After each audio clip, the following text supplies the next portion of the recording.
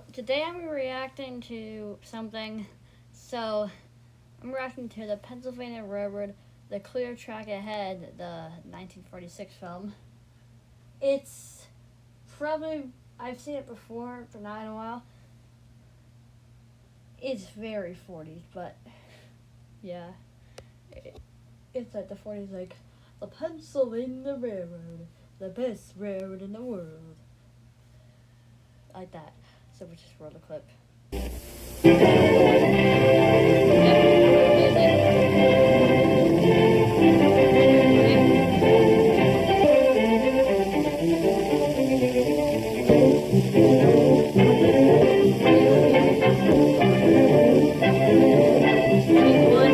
In step with the march of progress, railroad operating methods improved. The old highball signal gave way in time to the semaphore and to automatic position light signals.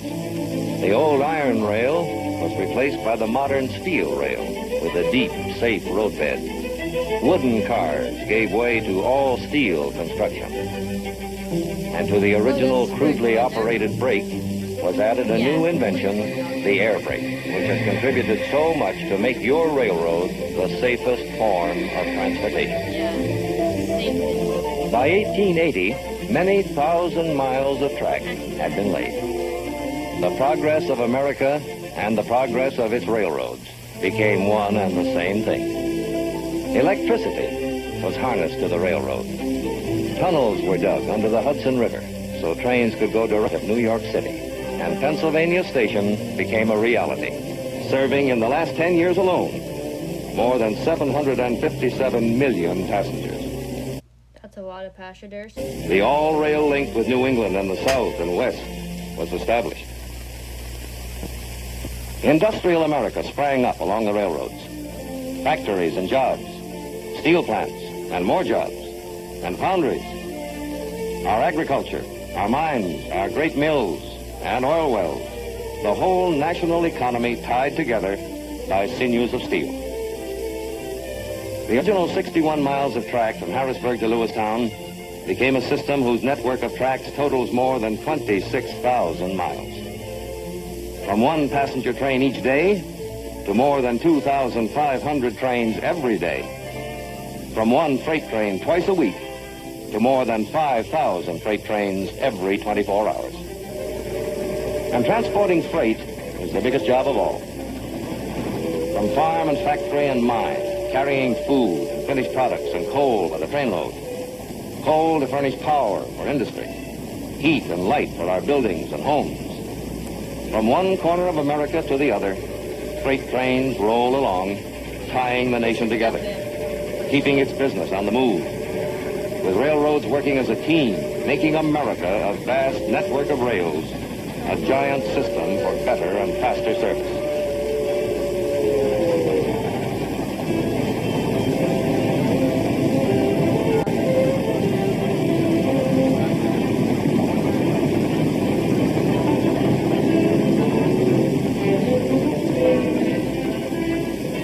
But moving cars over the rails is only one part of railroading. Let's look behind the scenes of a great freight yard and see how cars are assembled into trains for fast through runs. This is known as the hump operation. Its speeds make possible today's fast freight limiteds, which move on schedules just like passenger trains. As cars are received, they're pushed up an incline. On the way, they pass over an inspection pit. This is a regular check for safety. As the cars reach the top of the incline, called the hump, they are uncoupled, sometimes singly, sometimes in groups. From here, they roll to their proper tracks by gravity, 3 to 4 every minute. Masterminding this operation are the men in the control towers. The tower operator works from a teletype list, showing the numbers of freight cars and the order in which they will move over the hump. The tower operator, by manipulating small levers, sets the switches to route each car to its proper track. Modern hump yards, what they do is they don't do that. They have an ID on the car, and a sensor reads it. So pretty much, and then the ID knows what truck it's gonna go on. So you don't have that anymore, but that is pretty cool. Another set of levers controls retarders, which reduce the speed of the car.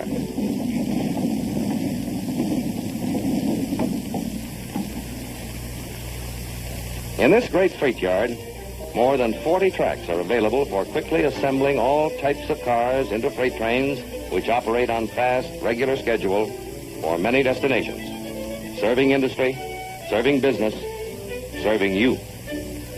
Refrigerator cars for perishables, flat cars, this one with tractors, coal cars, tank cars, cars with lumber, steel, livestock, cars of all kinds. Yes, virtually everything you use travels first as freight. Container cars with individual units for less than carload lots, so constructed that each container may be shifted from car to car according to its destination. Here's a freight train pulling out. Let's go with it as it starts its journey, for this is the way America moves its goods, more economically than by any other means of transportation. In the caboose, members of the crew serve as lookouts, watchful of their train. Lookouts? You can just... From the shelter on the engine tender, a brakeman watches from the head end. In the cabs of both freight and passenger locomotives, an added safety precaution. Signal panels give the engineer and the fireman constant information about track conditions ahead. Those illuminated dots on the panels reproduce the wayside signals, regardless of outside visibility. If a signal changes to a less favorable indication, a warning whistle sounds, which the engineer must acknowledge by turning off the sounding device. That'd be pretty annoying, actually. New technical developments, like radar, for instance, are constantly explored for their possible application to railroad safety and efficiency. The search never ends. Already, for added safety, there is now in operation the train telephone, in use on both freight and passenger trains. It is typical of the fruits of never-ending research. Engine extra 6841 West, calling Mifflin Signal Tower. Engine extra 6841 West, calling Mifflin Signal Tower. Over. Mifflin Signal Tower, answering engine extra 6841 West. Over. Making use of electric currents in the tracks and along telephone lines paralleling the tracks, two-way telephone communication is established between engine and signal towers along the route. I'm pretty sure that's not the actual recording. I'm pretty sure they just did that somewhere else. But they had to do it because, I don't know how audio really did back then. You know, so maybe I'm wrong. From one train to another, and between locomotive engineer and crew members riding the caboose. Yes, I understand. I'll call you again when we pass Huntington. And so a nation's freight keeps rolling, keeping a nation's business on the move, providing also a link to foreign countries the world over. Some of these cars loaded with coal will arrive at seaports for ships that sail the 7 seas. Others will go to inland ports for vessels that sail the Great Lakes. Coal cars by the thousands, unloaded at the rate of 1 every minute. An ingenious device known as a pig pushes each car up the incline.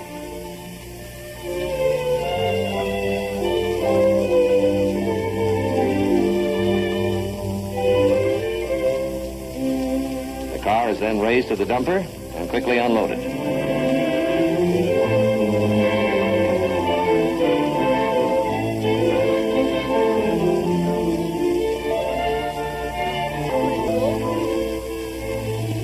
Other cars are destined for the car floats. At New York, for instance, much of the food and merchandise for the city is handled in that way. Cars loaded away to the grain elevator for storage until the ship is ready to carry on the journey. Other cars carry ore and minerals. When iron ore arrives by ship, these giant unloaders pick up 17 tons in a bite and unload a vessel in a matter of hours. This is the vital material which feeds our great steel mills. Vital because steel is the basis of American industry.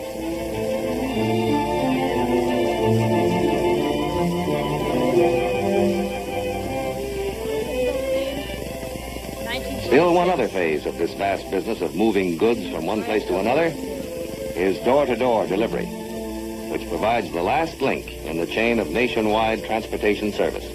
Now we have UPS. But a railroad is not alone a thing of steel and cars and rails. There is something else, something that gives it warmth and life and vitality, something that makes it click. Road men and women. Yes, railroading is people constantly trained for their jobs to give friendly, efficient railroad service. Take Jim, for instance, an engineer on a cracked blue ribbon train. Here is his I locomotive. saw that picture before. I've seen that picture. Right there, he looks kind of sad, that engineer. I've seen it. Yes, I've had. I don't know where I saw it, but I've seen it before. I forget where. I've also seen this one right here. One of the biggest of a fleet of nearly 5,000 engines. It is brought out of the roundhouse, ready for its run. Its tender is filled with water and coal. And now it will be coupled to the train.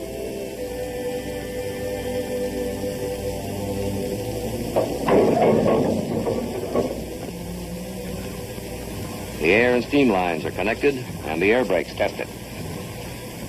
Meanwhile, you have bought your ticket. Oh, Right. no, not this. You have right. It's like trying to make it be like. I'm pretty sure if transmitters went to the 40s, it'd probably be like, you are the engineer. It's like they're in the 40s, probably like, you are the engineer of this thing.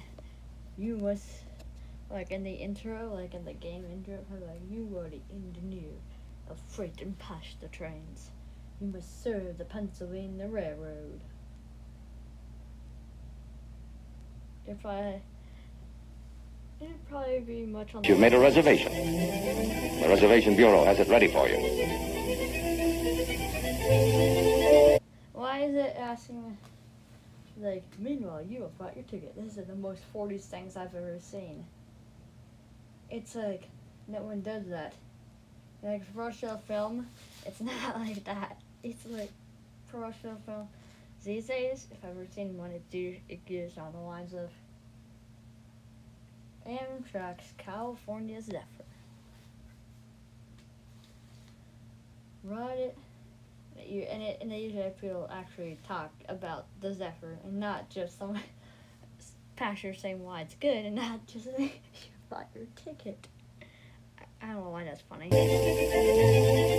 You may prefer the savings and economy of the air-conditioned reclining seat coach. Or perhaps you prefer the air-conditioned parlor car. Or a roomette, a bedroom or master bedroom, or an overnight journey.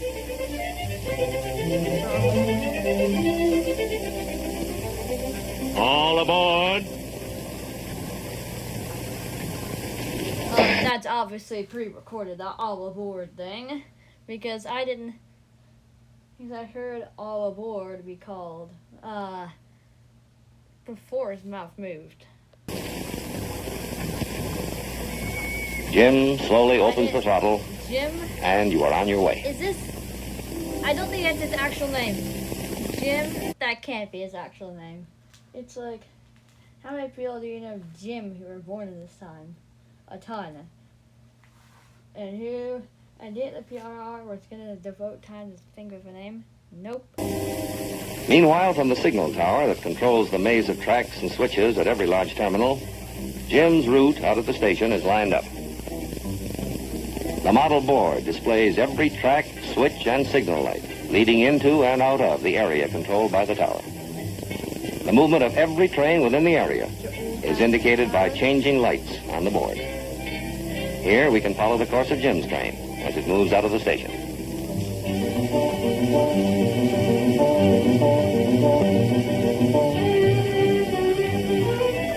Signal towers along the route control the movement of every train. Meanwhile, meals are served in the dining car by men and women who, like all railroad employees, are constantly schooled in courtesy and efficiency. You said that Oh, you said that a billion times. Railroad employees serve America, or something like that. You said it a bunch of times. Think of something original for once. And passengers relax in comfort as the teamwork of a great organization makes their journey safe and sure through scenes of natural beauty.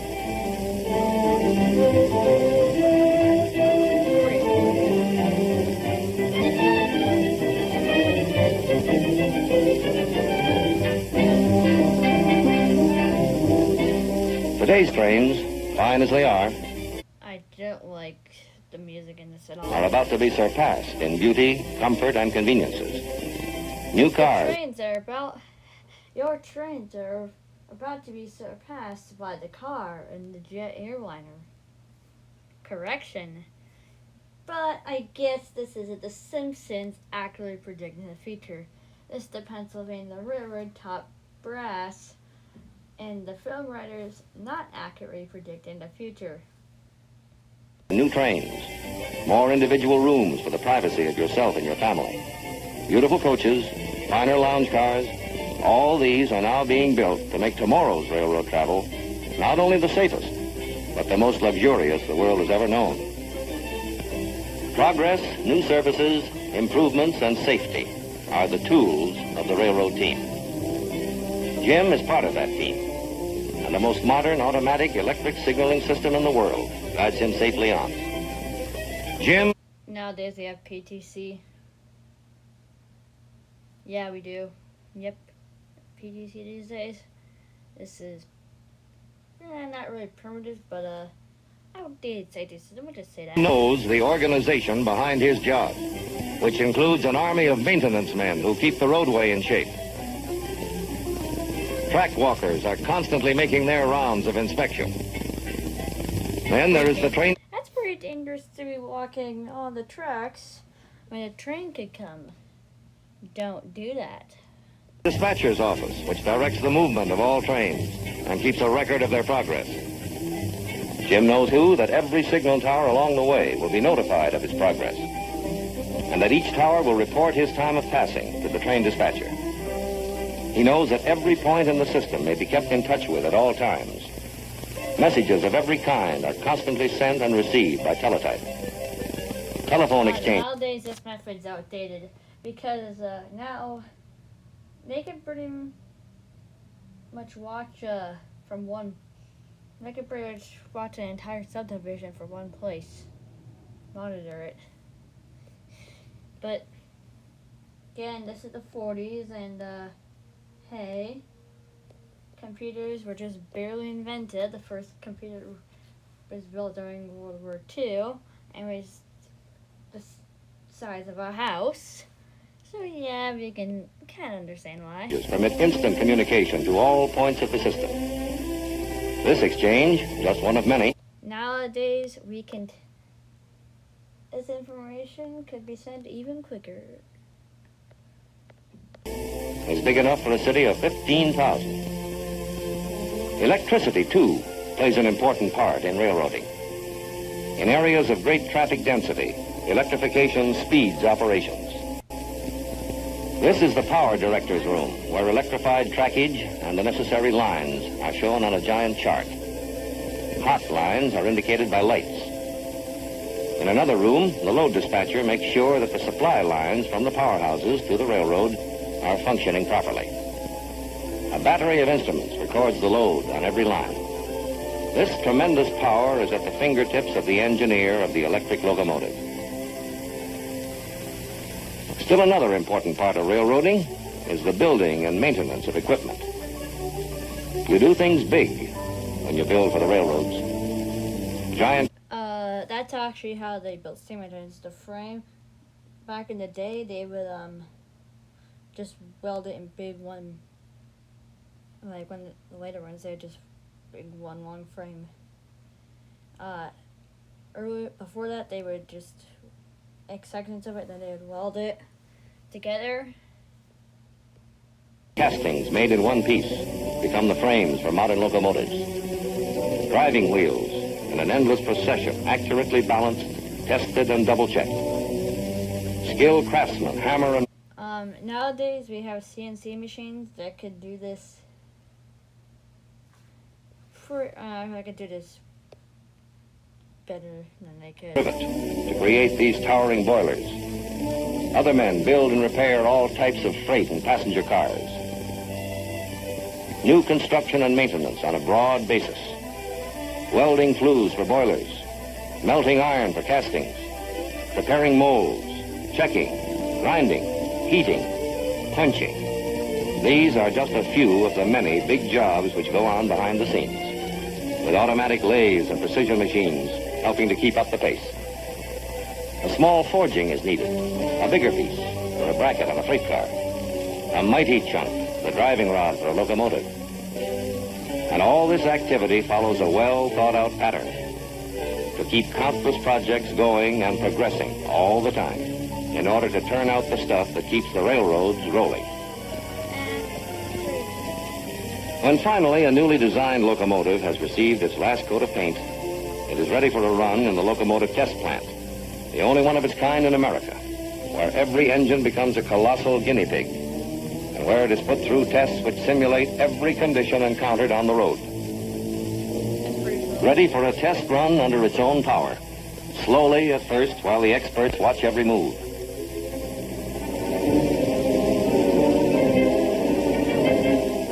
Then, gradually, the throttle is opened. Instruments chart and record vital data for the mechanical engineers so that the engine's performance will be perfect before it goes into service on the road.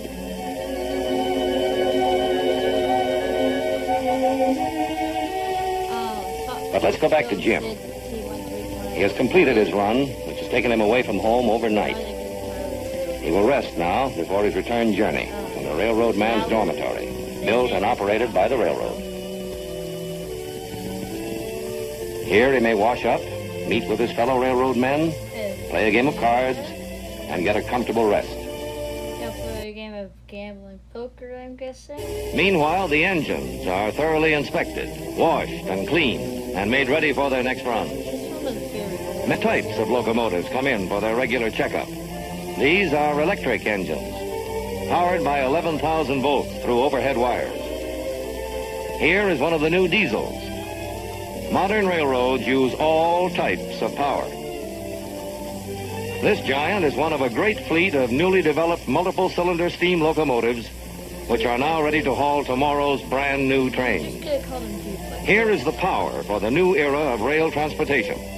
Power which already has been joined by a newly developed steam turbine locomotive, which operates without driving rods or cylinders. For this, driving rods or cylinders, just ask a British switcher. I've seen this British switchers. They have driving rod. I saw driving rods on the British switcher, so not true.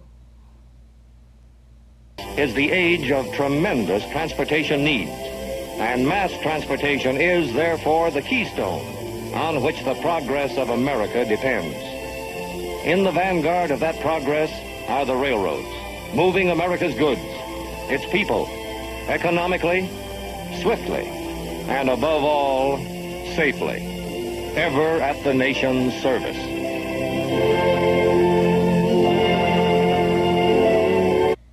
That's gonna do it. This was a pretty good film. It's very 40s.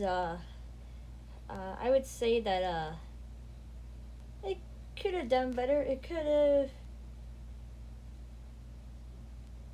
not been so much like railroad. It's like I feel like it said the same thing over and over again. I mean, that was just my opinion. It could be different to you, but in my opinion, it just kind of. Well, again, I was like, maybe, if I would have been the director, which I probably would have had it be more of what actually happens on the road.